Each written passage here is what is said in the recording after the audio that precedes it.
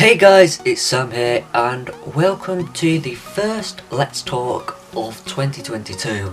I haven't done one of these for a little bit of time now, so I wanted to do one today, and this episode of Let's Talk is going to be about online fans and is online fans ruining football. So a couple of days ago, 4 days ago, as of recording this, I publicly tweeted, "Football Twitter is so toxic. Everywhere I look is just people moaning and bitching. Liverpool Twitter accounts are about 90% of that, I'm sure. Nothing is good enough for these people. Honestly, we have the best manager in the world and the best team of my life. 21, I turned 22 this year. This is by far the best team we've ever had of my 21 years so far. And these people still want to moan and complain. It's so stupid. Just enjoy this moment because it could all come crumbling down and all we'll have is the great memories and you'll be wishing you could go back." That is what I publicly tweeted, and I wanted to go a little bit more in depth about that on what I fully meant, and also, Twitter only limits you to certain characters. So instead of tweeting about 7 different tweets, I thought I would make a video where I can put everything that I want to say in one place, one video. I can upload it to YouTube, and that is my thought process. So when I said 90% are Liverpool accounts, that might not be true. It might not be. But I'm a Liverpool fan, so I follow Liverpool accounts. I don't follow Arsenal accounts or Chelsea accounts or any other accounts. I just follow Liverpool accounts, obviously, because I'm a Liverpool fan.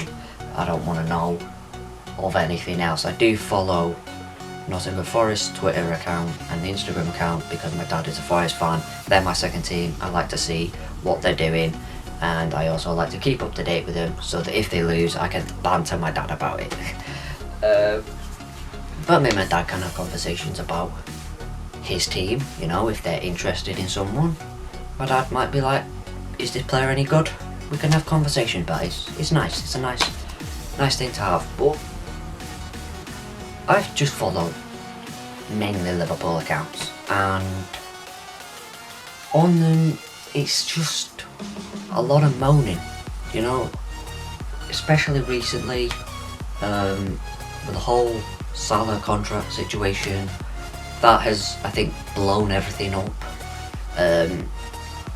But also, it doesn't matter. Before that, there were moaning, there was bitching, and it's really quite sad because it makes me not want to follow any of these accounts. It makes me want to delete the Liverpool accounts that I have on Twitter and Instagram, or mainly Twitter.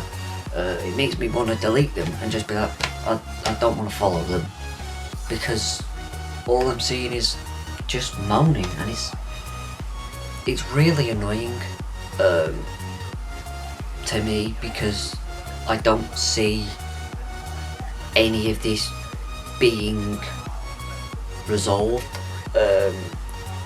because social medias aren't doing anything about it.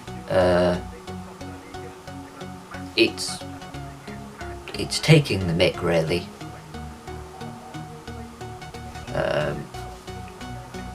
And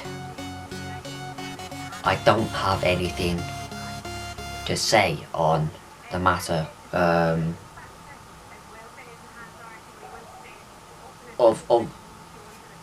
these accounts, because you're entitled to your own opinion. You're allowed to publicly tweet whatever you want, and that is a big problem, a very big problem, because accounts, social media like Twitter, should have certain words blocked out, certain words that you can't say, and they don't.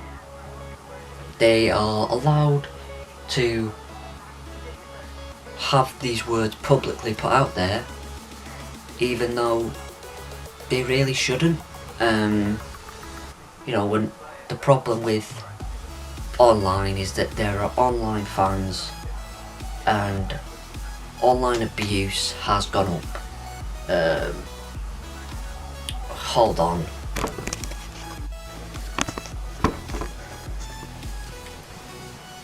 Okay, I'm back. I could hear a dog barking. I thought it was Morley. It's not Morley. She's asleep in her bed. So, whose dog's barking? Putting me off. Where was I? Yeah, online fans are a massive problem. Because, as I just said, the online abuse is rising. There are racist comments, homophobic comments, and don't get me wrong, there are them in the stadiums too. Those are said in stadiums as well, but it's more online that you're getting that, and it's really, really frustrating, because that shouldn't be happening. But what I want to really get into is my club, because, as I've said, I'm following my club, and the reason I said 90% of them of these accounts are Liverpool fans is because all I see over Twitter is just bitching and moaning from Liverpool fans. Nothing is good for like I said in the tweet, nothing is ever good for these people. We play Arsenal tomorrow. So as I'm recording this on the Wednesday. We play Arsenal tomorrow in the Carabao Cup semi-final, second leg. I urge anyone watching this video, even if you're not a Liverpool fan, to round 7 o'clock, the team news should be out. I urge anyone watching this to go on to Liverpool's Twitter account or Instagram account, go on to the team news, go into the comments section and just scroll, because all you'll see is, why is he playing? Why is he playing? Why is he not playing? Why is he playing? FSG out, Klopp out. It's barely any, it's just all bitching and moaning. There's barely any, come on team, let's do this. Let's get the 3, but let's get the win. Let's make the final for tomorrow. All of that. It's barely any of that. It's just all moaning, and it all comes down to, people's opinions on different players, but some of them are really harsh. Like Milner gets it a lot. James Milner, whenever he's in, is constantly being battered. There was I think, I can't remember, it was either the first game of the year or whenever it was, but James Milner started, and people were like, James Milner is starting over Naby Keita and Oxlade-Chamberlain or Curtis Jones in 2022. And I'm like, he brings leadership, he brings quality, he brings experience, something that you need in a team that's going to be successful. You need good leadership and you need experience. You only have to look at Man United to see the case when they have no leaders, they barely have any leadership, and they barely have, really top quality experience. They have that in Cavani and Ronaldo. Probably De Gea, you could say, but De Gea has been ropey for a few years. This season he's seemed to come back to his prime self. He seemed good this year. He's been the best keeper in the league this season, David De Gea. He's back to his usual self. And probably Varane, but you know, he's new. He's learning the ropes. He's not played in the Premier League before, so he's learning, and he's got to have all that. But you've got the captain in Harry Maguire, who is absolutely awful. I do not rate Harry Maguire whatsoever. I've never rated Harry Maguire. I was bamboozled when I saw when I saw Man United interest in Harry Maguire. Never mind paying 80 million for him. Like, he's shit. He's the worst defender I've ever seen in my life. And I've seen some shit defenders. I'm a Liverpool fan. I've seen shitty Lovren before Van Dijk came in. And I've seen bloody Kyriakos, whoever he was, bloody awful. I've seen Konchesky, all these defenders, but he isn't just the worst centre-back I've ever seen, he's the worst defender. He's awful. He's genuinely god-awful. He's the most overrated player ever, and yet because he can get a couple of goals with his head from a corner, because he's got a big fat meaty head, he can win headers, he puts them in, everyone thinks he's sick. But that's not a centre-back's job. That there would be a target man. He would be a good striker. But that's not his role. His role is to defend. Guess what? He can't defend. Yet he's the captain, and the captain is supposed to be a leader. Look at Jordan Henderson. He gets stick again. I don't know where that's come from. For the past few years, Jordan Henderson has been praised upon praised upon praised, and I've been like, finally, people have seen what I've seen since early on, when everyone hated Jordan Henderson. Everyone was like, he's useless, get him out of the club. I was like, I love Jordan Henderson, I see what he's doing. Now for the last few years, everyone has jumped on the bandwagon and gone, yeah, he's quality, he's a good leader, all of this. All of a sudden, this season, everyone's gone back to hating him again. And I don't get it. I don't see it. It's like, you know, he is the captain. He brings so much to this team. It's unreal. It is unreal how he's not valued. Bobby Firmino, not valued. Even though he is not a striker. He plays the false nine, he plays the centre forward, he plays the so-called striker role. That's not where he is. That's not his job. His job is not to score goals. He's not the attacker that scores goals. That's Mane and fucking hell, not Suarez. Salah's job. Bloody hell, can't speak today. Mane and Salah's job are the attackers that score the goals. Firmino is not a goal scorer. He never has been. He never will be. That is not his job. The reason Jurgen Klopp plays him and likes him so much is he's a team player. He works for the team. He's always doing everything for the team. He's making runs so that Mane or Salah has free space to run into. Bam, ball in, Salah's away, he scores, he gets all the plaudits, but no one says, actually, Bobby Firmino created the space for that. So it's really Firmino that did most of the work in that, and it was very easy for the person to play the ball to Salah, to run into the space. The reason there's space is because Firmino's run that way, he's took a defender out the game. But he don't get it. And it's coming from the online fans. The fans that go to the stadium week in, week out, chant, sing, support the team for 90 minutes, and they probably see more than the cameras do. Because these people on Twitter are the ones that are sitting at home every week watching it, going, well, Firmino's not doing anything, Jordan Henderson's not doing anything. But if you were at the game, you'd actually see what he's done. I went to one game. I went to the Villa game in December. I've said this before, but I went to the Villa game in December. It was my first time that I'd been to a Liverpool game since 2017, I think. We don't get to go very often. They're usually very expensive, but we got to go against Villa, and I was buzzing.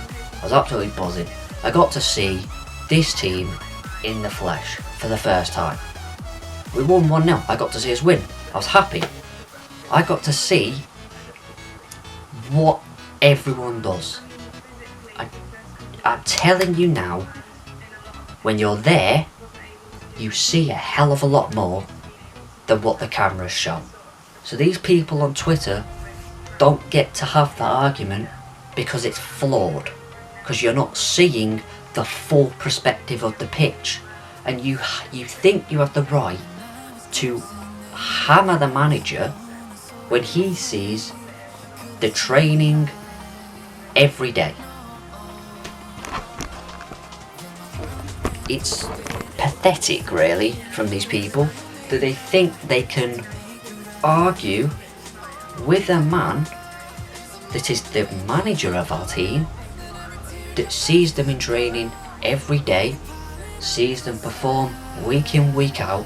He knows, out of anyone, who best fits this team, who is the best team for that week. And if Milner, Henderson, Firmino were in it, I trust the manager that he has made the right decision. But these fans over here don't like that. They think they know better. Which, let's take it, you don't, because if you're one that's having all these complainings, that are moaning, they're bitching all the time, and especially the ones that are like Klopp out, clearly you don't know anything about football. Clearly you know absolutely nothing about this sport. And my problem is that these fans tarnish the reputation of a club. Now, it's not just Liverpool, don't get me wrong, every club in the world has these fans. But because I'm a Liverpool fan, I'm using Liverpool as an example. I know Man United, Chelsea, Arsenal, all these clubs have these fans, these online fans that just want to moan and just want to have arguments for the sake of it, because nothing's good for them and they think they can do a better job. They know what's right for this club, even though you probably don't, because you don't know anything. Let's face it, you don't know how this club is run, because let's take it into account, a lot of people are angry at the owners because they don't spend money. Well, they never have. They haven't really spent money. If it's there, if it's available, they will. So Van Dijk, 75 million, they went, okay, we'll go and do that, but we could do that because we'd sold Coutinho for 146 million or whatever it is. But we sold him, so we were able to go, okay, we'll spend 75 mil on Virgil van Dijk. They've gone, our goalkeepers, we need a top quality goalkeeper. Our goalkeeper's currently at the club, our dog, and the guy that's just played in the Champions League final has just thrown the ball into the net, so we need a new goalkeeper. Alisson, okay, 65 million or whatever it was. There you go. You need a CDM, Fabinho. You need attacking options, better attacking options, okay, Mane, Salah, there you go. It's there if it's there. You want a quality midfielder. Thiago, there you go. They do spend when it's available, when it's there, when it makes sense. This is what people are forgetting. Jurgen Klopp has said it many, many times. They will only sign players if it makes sense, if they fit the club, they fit the way Jurgen Klopp wants to play, and they fit. They can do the system as well. They can work in the system. They have to be able to press. If you're a lazy bastard, you don't play for Liverpool. It's as simple as that. You're out. You're not even being considered. So a player, don't get me wrong, he would never have signed, but a player like Ronaldo would never have joined Liverpool because he's a lazy bastard. He doesn't do the running. He doesn't really do the running. He doesn't press. He's not that type of player. So he wouldn't join Jurgen Klopp's Liverpool.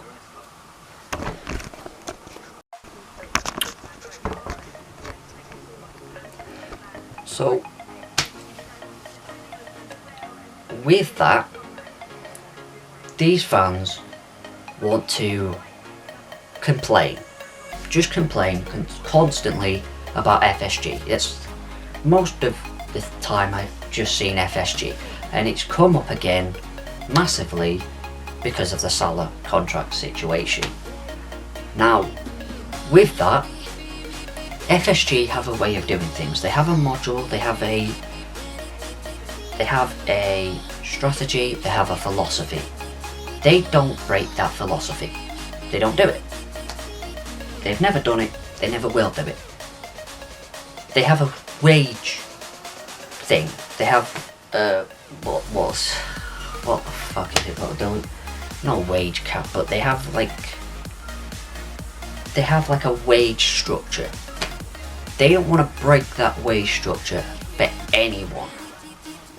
Doesn't matter how good you are, they don't want to break that wage structure, because if you break that structure, all of a sudden you could be in problems, because other people then come knocking at the door wanting similar wages.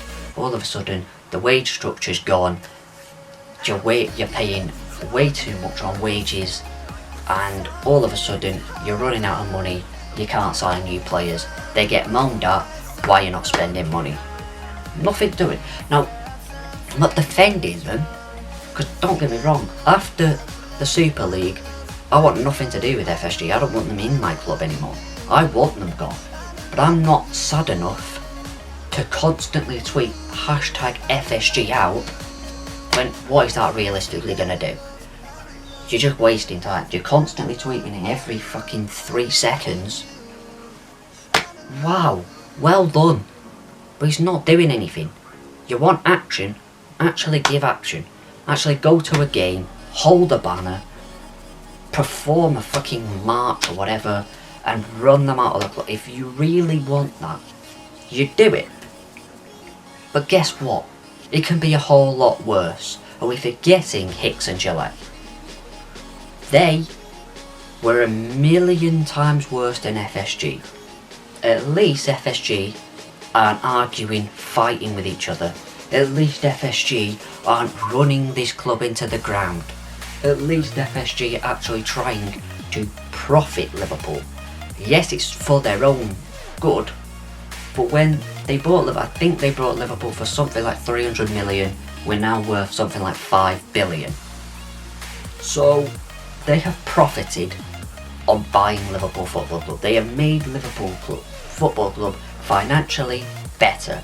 They've improved the stadium by adding more seats. They're expanding the stadium's capacity.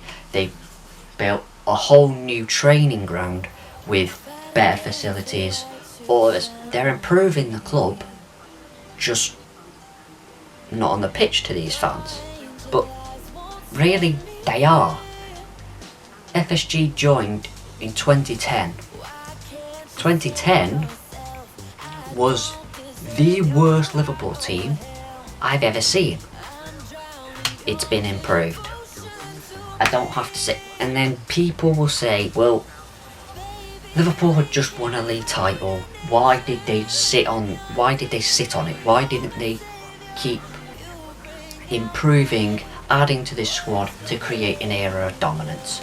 FSG aren't bothered about an era of dominance. They don't care about an era of dominance. It's not in their mindset of going, we've won a title, let's now create an era of dominance where we can win 4 titles in a row. They're not bothered about that. They went, we've won a title, first one in 30 years, this squad is very good, we're going to stick to it, but we're just ever going to slightly add. Because realistically, how can you make this squad better? Best goalkeeper, best right back, best centre back, best left back. But, pardon me, at least the best CDM, or one of the best CDMs. Jordan Henderson is a quality midfielder. I don't care what anyone says, he's quality, he's world class, he's got world class leadership. You can't get much better than that. Thiago is world class. It's just a shame he keeps getting injured, but when he plays, we've seen he's world class. So you can't really get much better than that. You could probably add to the world class so that, when Thiago is injured, you don't lose out on that world class ability. Mo Salah, Mane, Firmino and Jota, you're not going to find much better players than that. So the only place you can strengthen is depth. You can just add to the squad and you can just make the whole squad better. But if you want to do that, you've got to add quality in. How many players are going to be okay with going, yeah, I'm fine with sitting on the bench? Why? Like, that, unless you're at a smaller club and Liverpool come knocking, you might go, actually I'm fine with sitting on the bench at Liverpool because I'll be earning a lot more and I'm going to be in a top quality squad where I can learn, adapt and grow as a professional, even though I might not play that many games compared to what I'm playing now. So, for me, my opinion, which is probably what a lot of people know, they're not bothered. They're American. Okay, the American way of doing things completely different to the way we do things over here in the UK and in Europe. At least sport-wise. So, the clue is in the bloody name, in their baseball league it's called, the World Series, even though it's only America and maybe one or two teams from Canada, and that makes it the World Series. It's not the world, it's not even close to the world, but that's what it's called, and it's fixed.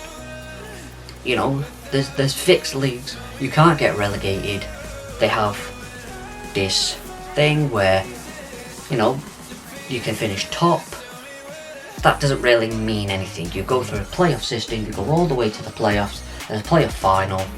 That's there where a trophy is won. So you could finish 6th and be the league champions, even though there's a team that finished top.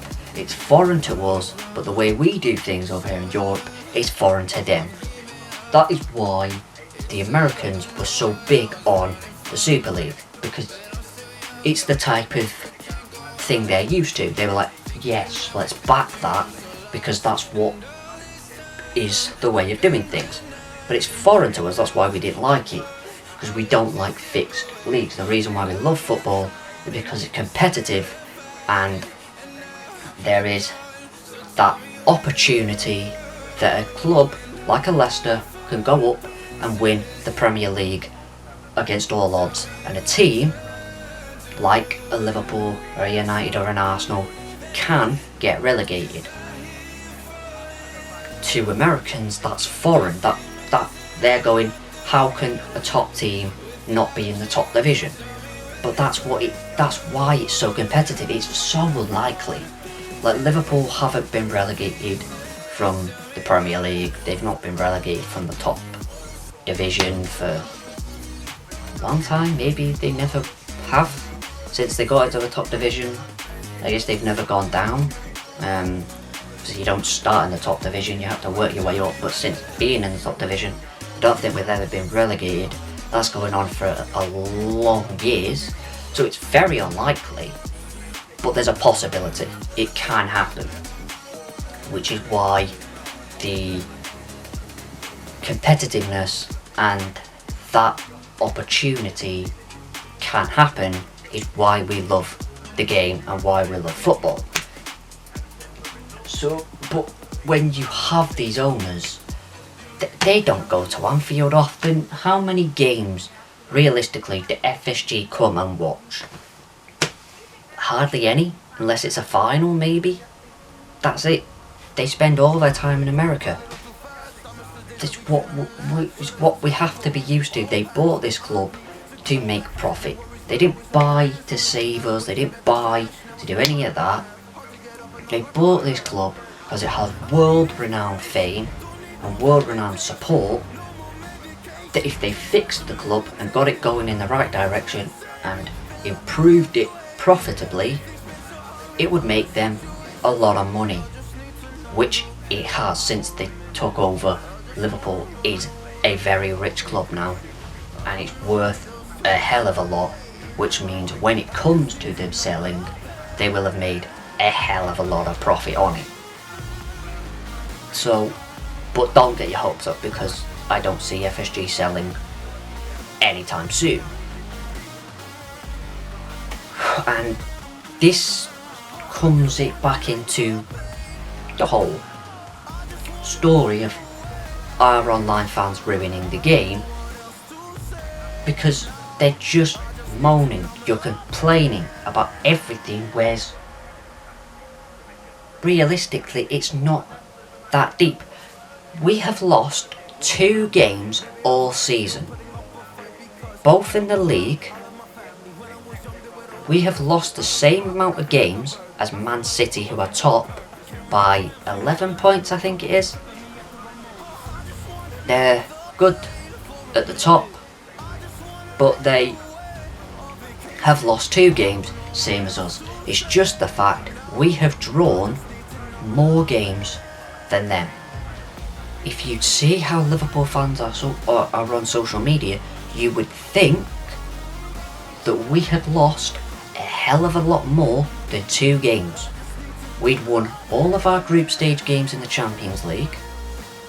We've not lost in the Carabao Cup yet, which we usually go out on in the 3rd or the 4th round, because we usually end up getting Chelsea and then lose, or we'll get a smaller club but we'll play the kids, and you know, the smaller club will end up winning.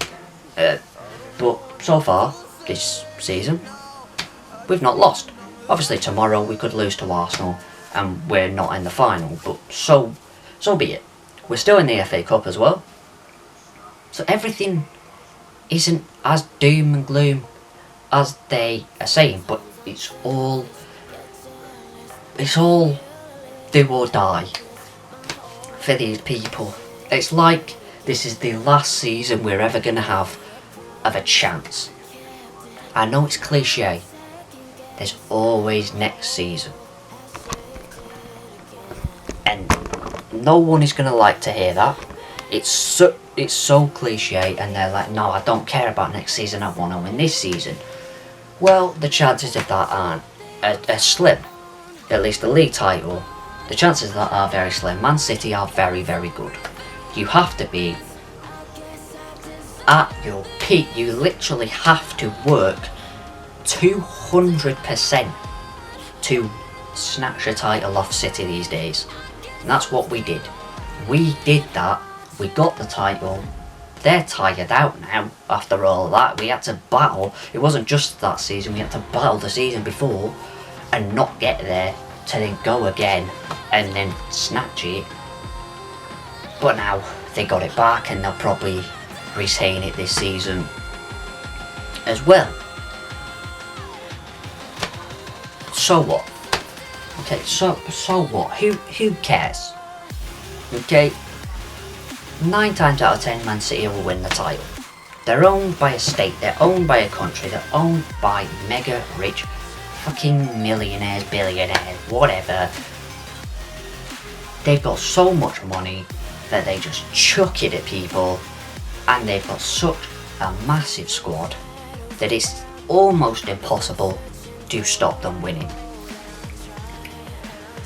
If I knew that winning a title for the first time in 30 years, winning those 4 trophies in 13 months, would have made some, to most, at least online Liverpool fans, spoiled little brats and entitled fans, then I would have happily have gone, nope, don't want that, because it's a real shame. I am so happy this club won those 4 trophies. I am so happy that this club finally won a league title. And I'm just so happy to see these players play and this manager be manager of this club. Because I've never seen that. If you were born, or at least if you were alive and remember the 70s and 80s, where Liverpool just won everything, then I would say, yeah, you have the right to be an entitled fan. You have a right to say, we should be winning the title every season, because that's what you're used to. If you're my age, 21, and you're around that age where you haven't really seen Liverpool win, then you're not entitled. You don't deserve to be entitled, because we're not that. Plus, football has changed since the 70s and 80s. Then, you could do that. But guess what? Money became a problem. Money came into the game, and now you're battling states. You're battling countries, which is almost impossible to compete with them unless you're owned by a state or a country, which we are not. So it's time people realised that most of the trophies, most of the time, City will win them. Because on a financial basis, we can't do that. Now, I've seen a stat that it's like 44 clubs, something like 42, 44, I don't give a shit. Clubs have spent more money since 2018 or 2019 than Liverpool. Well done, including 15 other Premier League clubs. Well done, but what have they won? What have they won? We've won more trophies as them, apart from Man City. So that, right there, is flawed. It means absolutely nothing.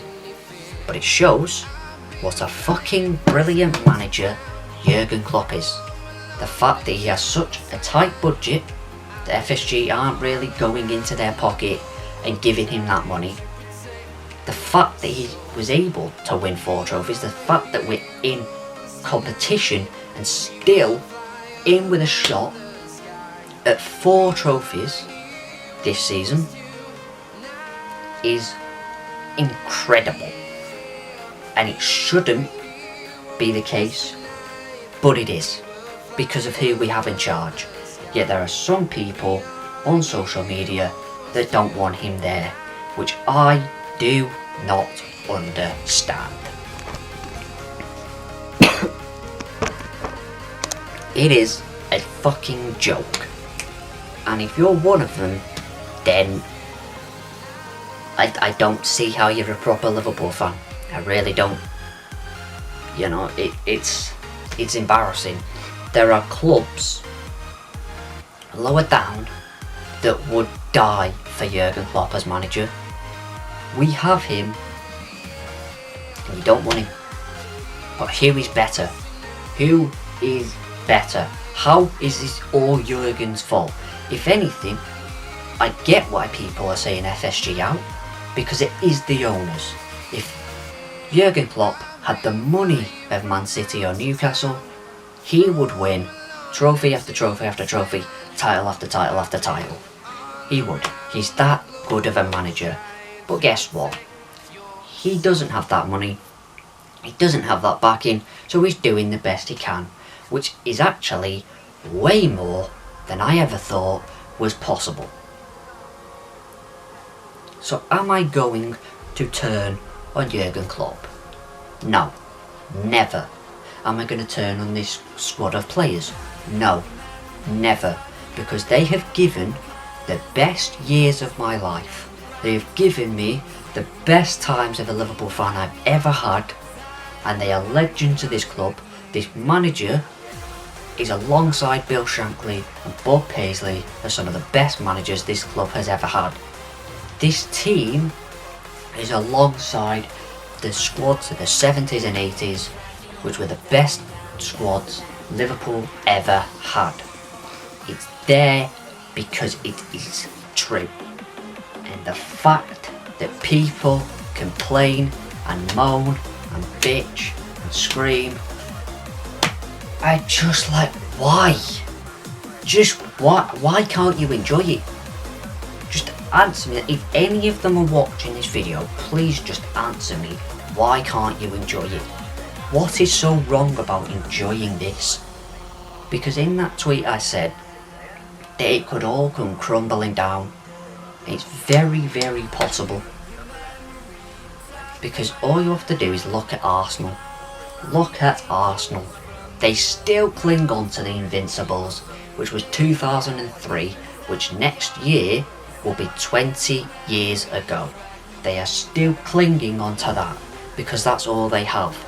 Because since then, bang, they've gone down because they were entitled, they thought they were sick, they thought they deserved every trophy every season, they thought they deserved the title year in, year out, but guess what? You didn't, because it's not a guarantee. You don't deserve it, you have to work for it.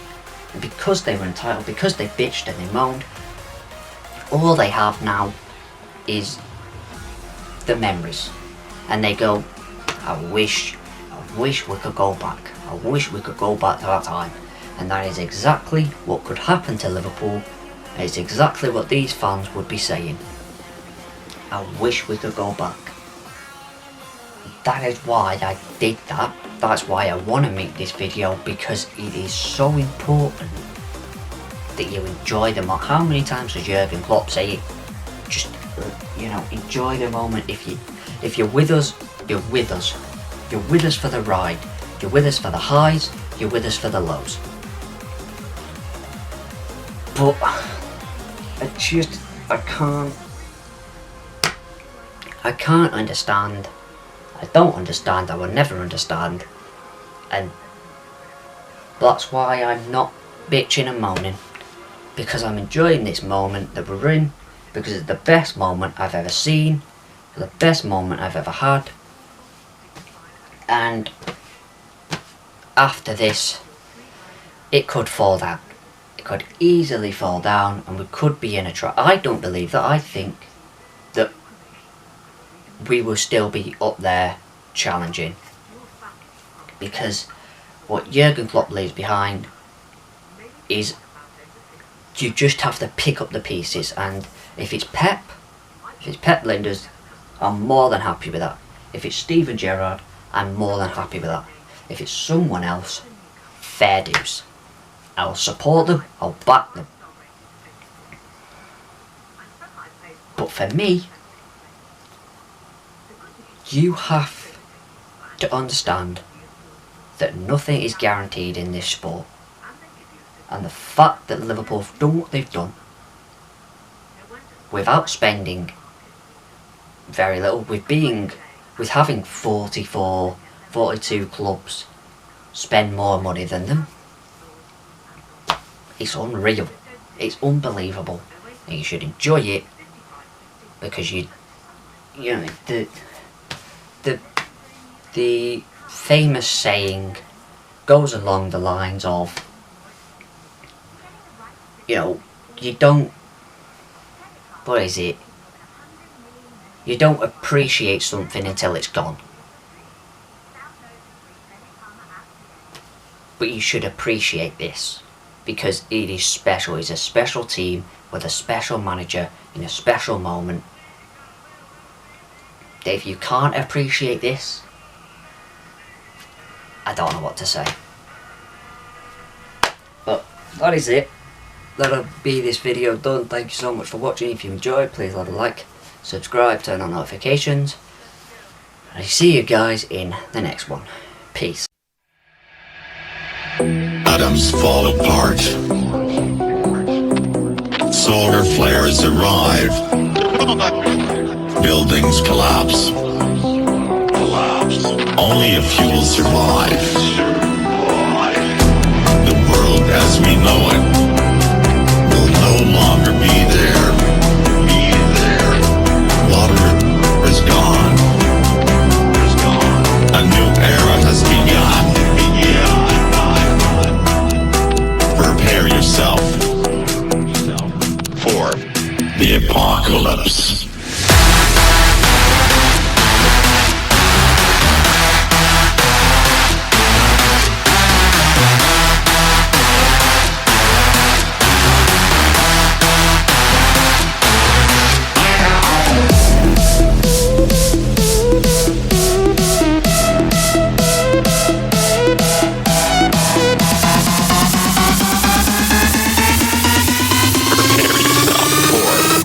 The apocalypse.